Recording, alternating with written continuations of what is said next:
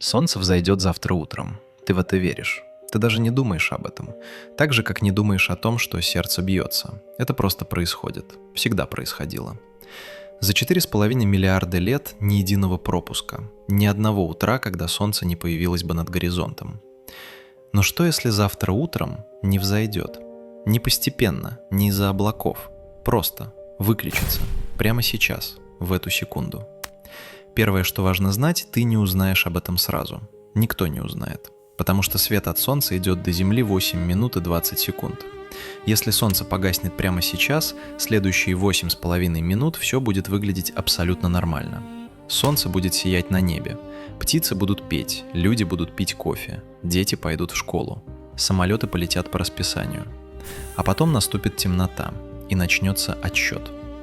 Если тебе интересно, что будет дальше, подпишись и поставь лайк.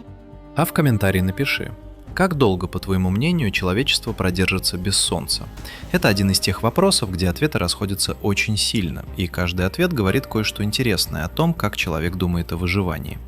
Итак, Солнце погасло. Прямо сейчас. Первые 8 минут 20 секунд ничего не изменилось. Земля купается в свете звезды, которая уже мертва. Это не метафора, это физика. Свет, который ты видишь прямо сейчас, он вышел с поверхности Солнца 8 минут назад. Ты никогда не видишь Солнце таким, какое оно есть прямо сейчас. Ты всегда видишь его таким, каким оно было 8 с лишним минут назад. Это означает, что в момент, когда Солнце погасло, никто на Земле этого не заметил. Жизнь продолжается в полном неведении. На дневной стороне планеты миллиарды людей живут своей обычной жизнью, на ночной спят. Но есть один инструмент, который мог бы дать предупреждение – нейтрино. Когда звезда умирает, она испускает колоссальный поток нейтрино. Эти частицы почти не взаимодействуют с материей, они проходят сквозь Землю, как будто ее не существует.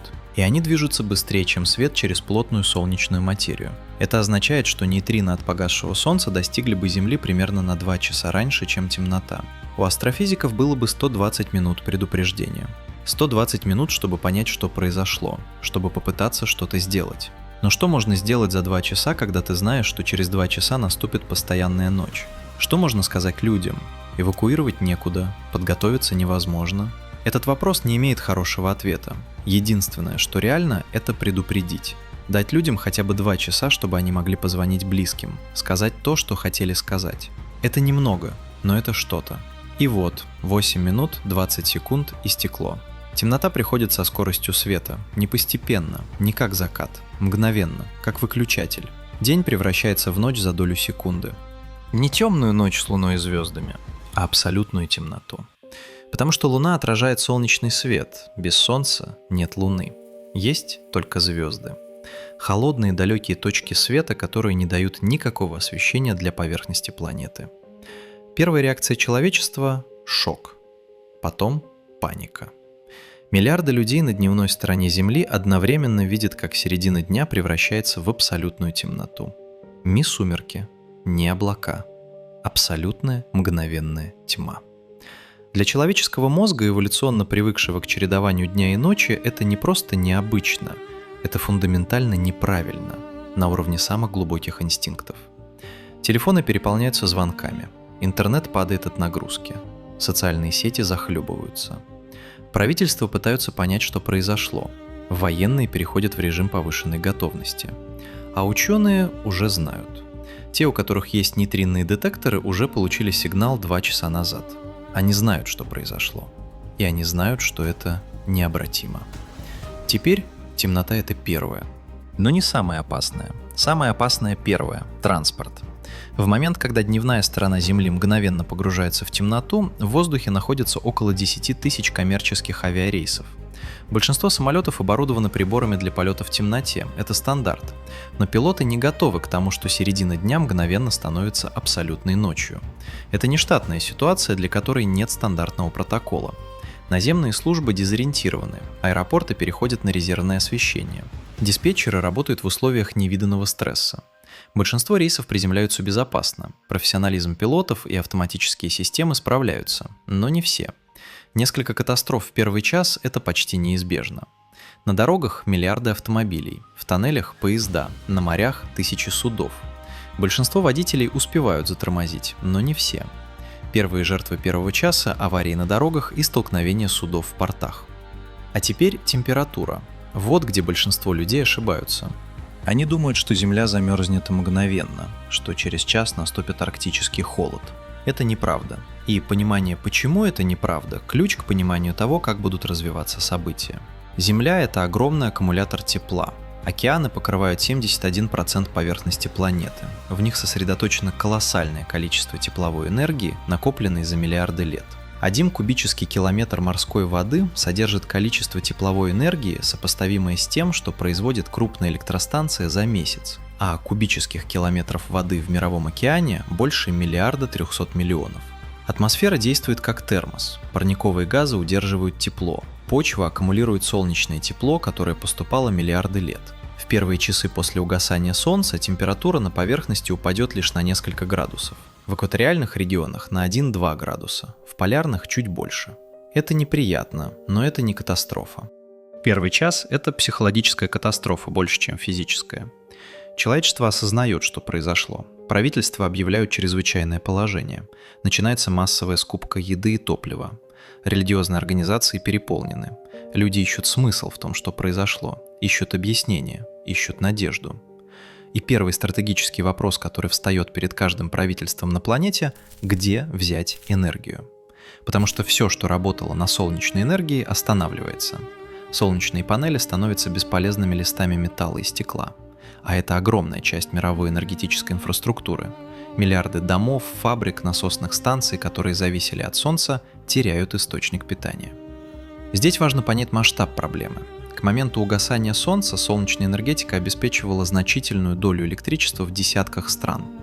В Германии больше 30%, в Испании и Италии сопоставимые цифры, в Австралии еще больше. Все эти мощности мгновенно превращаются в ноль. Энергосистемы начинают работать в аварийном режиме. Включаются резервные источники, тепловые станции на газе и угле, гидроэлектростанции, ядерные реакторы. Но суммарной мощности резервных источников не хватает. Начинаются веерные отключения, города погружаются в темноту. И это уже в первые часы после угасания Солнца, еще до того, как температура упала значительно. Через 24 часа после угасания Солнца средняя температура поверхности Земли упала примерно на 3 градуса Цельсия от нормы. 3 градуса. Это звучит немного, но 3 градуса в глобальном масштабе – это уже начало цепной реакции. И есть 3 вещи, которые начинают убивать уже в первые 24 часа. Первое – растения. Фотосинтез останавливается мгновенно. Каждое растение на планете перестает производить кислород и сахар. Это не убивает растения сразу, у них есть запасы энергии, которые позволят им существовать еще какое-то время. Но процесс запущен, и он необратим. Через неделю, без нового поступления энергии от Солнца, весь растительный мир начнет умирать. Сначала тропические растения, привыкшие к постоянному освещению. Потом умеренного климата. Потом все остальное. Это означает конец сельского хозяйства в его нынешнем виде. Навсегда. Ни одного нового урожая никогда. То, что выросло, это последнее, что когда-либо вырастет под открытым небом на поверхности этой планеты. Второе – планктон. Морской фитопланктон производит около 50% кислорода на Земле. Половину всего кислорода, которым мы дышим, производят крошечные одноклеточные организмы, дрейфующие в верхних слоях океана. Они полностью зависят от солнечного света для фотосинтеза. Без Солнца они тоже останавливаются. Кислород в атмосфере не исчезнет сразу, его запасов хватит на тысячи лет. Но цепочка началась. Фундамент биосферы пошатнулся. Морские пищевые цепочки, которые начинаются с планктона, начинают разрушаться. Рыба, которая питается планктоном, начнет голодать. За ней все, что питается рыбой. Третье. Психология масс. Исследования катастроф показывают, что первые 24 часа люди обычно кооперируются, помогают друг другу, объединяются перед лицом общей угрозы. Это называется просоциальным поведением в кризисе, и это хорошо задокументированная история реальных катастроф, от землетрясений до ураганов. Но после первых суток, когда сознание становится полным, когда становится понятно, что это не временно, что солнце не вернется, начинается вторая фаза. Она намного опаснее. Люди начинают думать о выживании своей семьи прежде всего, о своих запасах, о своей безопасности. Просоциальное поведение уступает место инстинкту выживания. Но есть и неожиданные позитивные стороны первых суток. Научное сообщество действует с невероятной скоростью. Ядерные электростанции переходят на автономный режим, они не зависят от Солнца. Атомная энергия становится внезапно самым важным источником электричества на планете. Каждый действующий ядерный реактор – это буквально спасательный круг для окружающих городов и регионов. Геотермальная энергия, тепло из недр Земли, становится внезапно самым ценным ресурсом на планете. Исландия с ее геотермальными станциями, которые и сейчас обеспечивают практически всю страну теплом и электричеством, превращается в одно из самых безопасных мест на Земле. Маленькая страна с населением чуть больше 370 тысяч человек неожиданно оказывается лучше подготовлена к выживанию, чем многомиллионные мегаполисы. Через 7 дней картина меняется радикально. Температура упала в среднем на 17 градусов Цельсия от нормы. Это уже серьезно. Тропические регионы стали похожи на умеренный климат. Умеренный климат на субарктический. Полярные регионы стали непригодными для человеческого выживания без специального оборудования и отопления. Верхние слои океана начинают охлаждаться. Поверхность моря у полюсов уже начинает замерзать. Но океанские глубины остаются теплыми. Океан настолько огромен, что его полное замерзание займет тысячи лет. Это важнейший буфер, который дает человечеству время. Сельское хозяйство рухнуло полностью. Никаких новых урожаев больше не будет при отсутствии солнца. Человечество живет на запасах. По оценкам экспертов, глобальных запасов продовольствия хватит примерно на 90 дней при нормальном потреблении. При жестком рационировании – до года. Но это средняя цифра. В реальности неравномерное распределение означает, что одни регионы будут иметь запасы на годы, другие начнут голодать через недели. Это порождает конфликты. Первые столкновения за ресурсы начинаются уже на второй неделе. И здесь возникает неожиданный фактор – подземное тепло. Земное ядро имеет температуру около 5000 градусов Цельсия, сопоставимо с поверхностью Солнца. Это тепло медленно поднимается сквозь земную кору. Без Солнца оно становится единственным источником геотермальной энергии. Регионы с геотермальной активностью – Исландия, Новая Зеландия, Япония, Камчатка, Калифорния – становятся центрами выживания. Туда начинается массовая миграция. Через 30 дней средняя температура поверхности минус 20 градусов от нормы. Большинство растений мертвы или умирают. Насекомые – первые крупные жертвы среди животных. За ними птицы. Потом мелкие млекопитающие, которые зависят от насекомых и растений. Экосистемы рушатся одна за другой, как домино. Но некоторые экосистемы оказываются намного устойчивее, чем ожидалось. Глубоководные экосистемы, те, что живут у гидротермальных источников на дне океана, не зависят от Солнца вообще. Они никогда его не видели. Они существуют на химической энергии из земных недр. Трубчатые черви, архибактерии, слепые креветки, специализированные рыбы – все они живут в абсолютной темноте при давлении в сотни атмосфер, питаясь химической энергией, которую вырабатывают термофильные бактерии. Эти экосистемы прекрасно переживут исчезновение Солнца и переживут человечество. Подземные бактерии, которые живут на глубине нескольких километров в земной коре, тоже не зависят от Солнца. Ученые обнаружили, что подземная биосфера по массе может превышать всю наземную биосферу. Большинство этой жизни микроскопическое, но оно существует и будет существовать миллиарды лет после нас. Человечество через месяц в кризисе, но не уничтожено. Примерно 2 миллиарда людей имеют доступ к достаточному теплу и еде, чтобы выжить еще несколько месяцев. Еще 3 миллиарда в критических условиях. 2 миллиарда уже столкнулись с реальной угрозой выживания. Через год без Солнца большая часть поверхности Земли покрыта льдом. Средняя температура поверхности минус 50-60 градусов от нормы. Большинство поверхности океана замерзло. Атмосфера потеряла большую часть водяного пара, он выпал как снег и лед. Небо стало чище и темнее. Звезды видны с поверхности постоянно, но их красота никого не радует. Человеческая популяция сократилась катастрофически, но, и это ключевой момент, человечество не вымерло. Несколько миллионов людей, возможно больше, выжили в защищенных подземных сооружениях вблизи геотермальных источников. Они выращивают еду под искусственным освещением на ядерной и геотермальной энергии. Они адаптировались. Человек – невероятно адаптивный вид. История знает примеры выживания в условиях, которые казались несовместимыми с жизнью. Без солнца тяжелее, но не невозможно.